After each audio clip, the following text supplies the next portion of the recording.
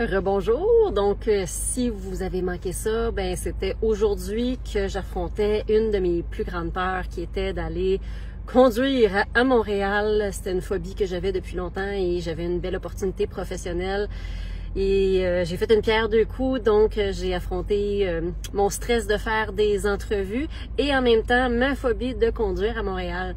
Donc, je vous partage un petit peu qu'est-ce qui s'est passé parce que bien évidemment, là, on est après coup. Donc, si jamais je suis un peu énervée, c'est parce que je suis encore en petit rush de dopamine post-relevé des défis. Donc, comme je l'avais anticipé, j'avais un pas pire stress ce matin déjà chez moi, comme à 6-7 sur 10. Puis, en conduisant, arrivé devant le pont Champlain, tel que je l'avais anticipé, donc c'était pas nouveau, c'était pas inconnu. Je l'ai senti, là, mon petit rush d'adrénaline, mon petit rush de cortisol, qui est l'hormone du stress.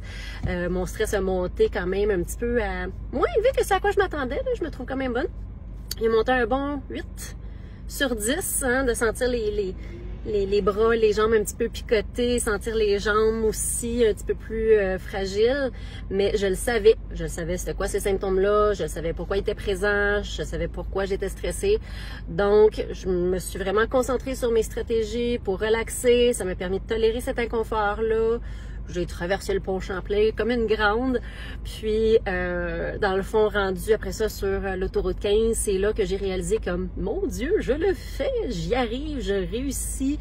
Et là, ben, plutôt que tomber dans le stress, ben, je commençais déjà à être fière, je tombais déjà dans l'autre pôle de fierté de conduire à Montréal parce que je me rendais compte que le chemin que je prenais était beaucoup plus facile que ce que je pensais. Puis après, arrivé à destination, ben, j'ai pu me rendre au studio SF à Montréal pour tourner une entrevue pour le podcast La Maison, le portefeuille, que je vous recommande fortement, avec Guillaume et Mathieu, où on abordait vraiment plusieurs sujets quand même qui touchent à la santé mentale, les finances, l'entrepreneuriat, les défis de la vie, des fois en tant qu'adulte auxquels on doit s'adapter et gérer nos émotions. Donc, ça va sortir bientôt sur leur podcast et leur chaîne YouTube. Je vous tiendrai au courant pour les dates. Puis là, ben, la partie 2 du défi, évidemment, de conduire à Montréal et de le chemin du retour. Et je me suis rendu compte que dans mes stratégies d'adaptation et de gestion de mon anxiété de ce matin, je m'étais bien gros concentrée sur le trajet aller, sans prendre le temps de regarder c'était quoi le trajet du retour. Puis je me suis rendu compte que ça me faisait vraiment voyager dans toutes sortes de chemins, qui est comme la partie que j'aime un peu moins à Montréal. Mais là, je suis déjà rendue sur place, donc j'ai pas le choix. Fait que je me suis débrouillée. Comme on dit, je suis allée valider le trajet pour être sûre auprès des personnes qui étaient sur place, voir si ça faisait du sens, puis s'il y avait un autre trajet à me recommander. Mais bref, je l'ai fait. Je me suis même trompée de chemin à un certain moment.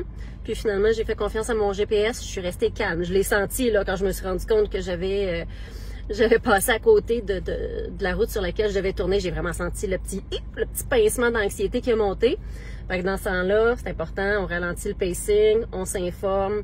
J'ai ralenti sur le côté, j'ai regardé mon GPS, je me suis rendu compte que tout était beau. Fait que c'est ça, une bonne réaction. On veut pas réagir trop vite parce que finalement, mon erreur a fait que était quand même bonne. Je pouvais facilement me rendre sur l'autoroute 15 pour revenir avec le chemin sur lequel j'étais restée.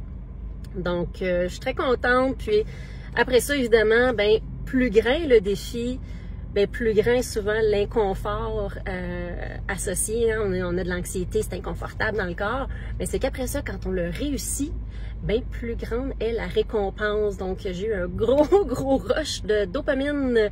Je pense rendu sur le pont Champlain, sur le chemin du retour, là où là je savais que le bout difficile était fait. Il restait juste à surfer jusqu'à mon retour chez moi.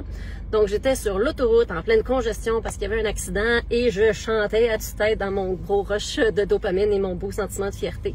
Donc, c'est ça que je voulais normaliser et partager avec vous aujourd'hui. Donc, je me confie un peu, je me montrais vulnérable, mais je trouve que c'est quand même important de le faire parce que c'est normal. Puis même les professionnels en santé mentale, on a nos émotions, on a nos anxiétés à gérer. Puis c'est important d'être capable de tolérer cet inconfort-là pour avancer. Donc, bref, je suis très fière de moi. Et là, je vais aller me récompenser avec des sushis. Salut!